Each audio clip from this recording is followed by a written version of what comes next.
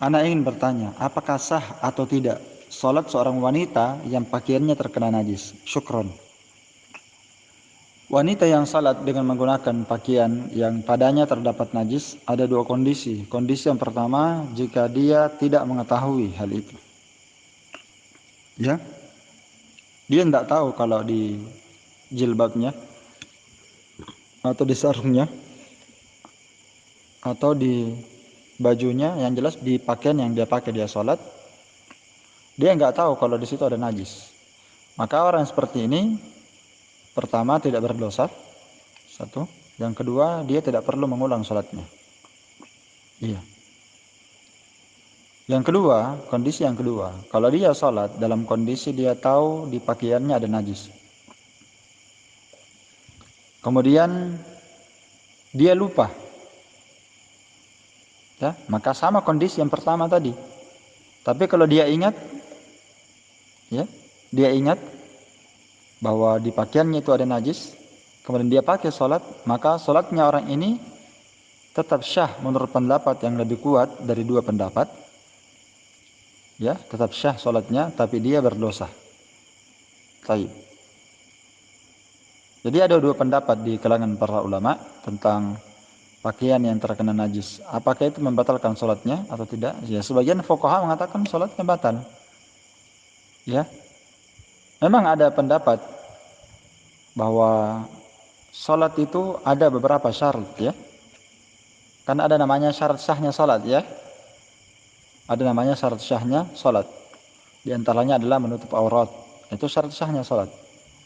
Kemudian berniat kalau mau salat, itu juga syarat syah salat. Kemudian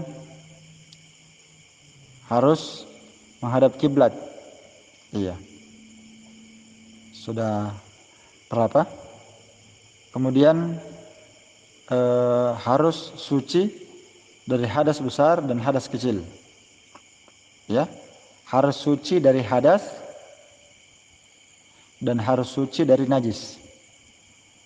Ya, suci dari hadas terbagi dua. Harus orang yang sholat itu harus suci dari hadas besar dan suci dari hadas kecil. Ya kan? Kemudian yang kedua, dia harus suci dari najis. Dan ini terbagi tiga. Suci dari najis, harus suci tempat yang dia pakai sholat. Tempat sholatnya harus suci dari najis. Kemudian pakaiannya harus suci dari najis. Kemudian ya badannya harus suci dari najis. Jadi tiga. Tempat yang dia pakai sholat harus suci dari najis. Kemudian pakaian yang dia pakai harus suci dari najis, termasuk pakaian yang dia pakai di badannya dan termasuk sajadah yang dia pakai sebagai pelapisnya. Ya. Kemudian yang ketiga, badannya harus suci dari najis. Nah, sekarang pertanyaannya, apakah syarat ini masalah najis? Tadi kalau masalah hadas harus suci dari hadas besar dan hadas kecil, ini enggak ada masalah, ya. Enggak ada perselisihan karena memang ada dalilnya tentang hal itu.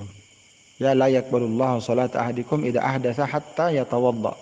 Allah tidak akan menerima salat salah seorang di antara kalian jika dia berhadas sampai dia berwudu. Ya, kalau dia berhadas kecil, hadas besar, ya jelas salatnya enggak sah kalau dia sadar. Tapi kalau syarat suci dari najis pada pakaian, suci dari najis pada badan, suci dari najis pada tempat salat, itu ada dua pendapat di kalangan para ulama, ya.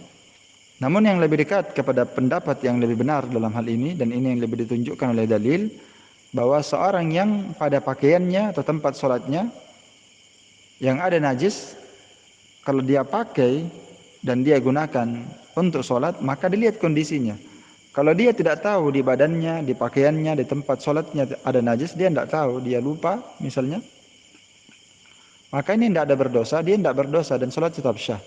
Tapi kalau dia tetap menggunakan pakaian itu dalam kondisi dia tahu dan dia tidak darurat juga, masih ada pakaian yang lain tapi tetap dia pakai pakaian itu, maka ini sholatnya tetap syah insyaallah, akan tetapi dia berdosa.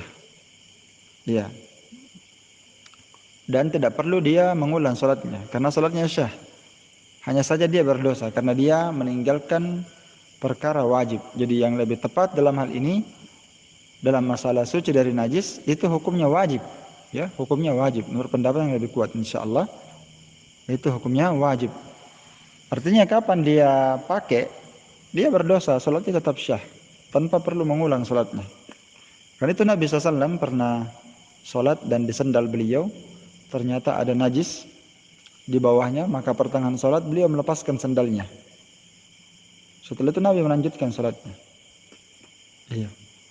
Nah, dalil ini dijadikan nas oleh sebagian para ulama bahwa kalau seandainya di pakaian, kan sandal itu terhitung sebagai bentuk pakaian ya dalam sholat, karena sholat pakai sandal itu asalnya sunnah di zaman Nabi SAW maupun zaman setelahnya. Iya. Taib menggunakan sandal sama dengan pakaian. Kalau ada orang sholat menggunakan pakaian, ternyata di pakaiannya ada najis.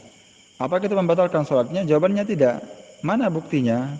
Karena Nabi SAW tetap melanjutkan sholatnya. Kalau seandainya ya tidak syah, di badan ada najis, di pakaian ada najis, di tempat sholat ada najis. Kalau seandainya tidak syah, tentu Nabi SAW membatalkan sholatnya. Karena kalau sholatnya di awalnya batal, tentu akan membatalkan selanjutnya. Ya kan? Tapi karena Nabi di pertengahan sholatnya beliau sekedar melepaskan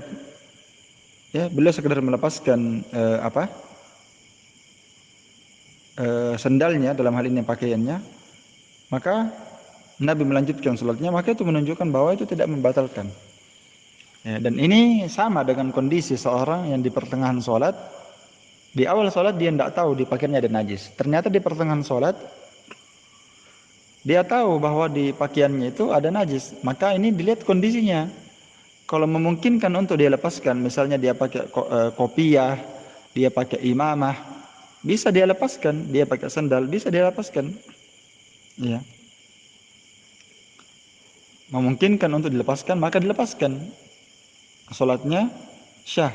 Tapi kalau tidak memungkinkan untuk dilepaskan, ya, misalnya kalau orang salat di masjid menggunakan sirwal dan jubah, nggak mungkin pertengahan salat dia ingat di sirwalnya ini tadi, di celananya ada kencing anaknya tadi, lupa dia ganti. Tidak mungkin pertengahan sholat dia buka celananya, iya kan?